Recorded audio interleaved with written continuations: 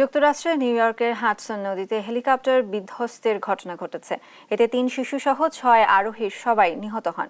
এ তথ্য নিশ্চিত করেছে সংবাদ মাধ্যম বিবিসি। বিমান কর্তৃপক্ষ জানায়, স্থানীয় সময় বৃহস্পতিবার হেলিকপ্টারটির দুপুর 2টা 59 ম্যানহাটনের ডাউনটাউন স্কাইপোর্ট থেকে উড্ডয়ন করে। এ সময় এটি প্রায় 15 মিনিট ধরে আকাশে থাকার পর নিয়ন্ত্রণ হারিয়ে বিকেল 3টা 15 নদীতে পড়ে যায়। পরে ডুবুরি ও জরুরি পরিষেবার কর্মীরা উদ্ধার তৎপরতা চালায়। ঘটনাস্থলেই 4 জনকে মৃত ঘোষণা করা হয়। অন্য 2 জনকে স্থানীয় হাসপাতালে নেওয়ার পর মৃত ঘোষণা করা হয়। দুর্ঘটনার কারণ এখনও তদন্তাধীন। এই ঘটনাকে হৃদয় বিদারক বলে মন্তব্য করেছেন নিউ ইয়র্কের মেয়র এরিক অ্যাডামস।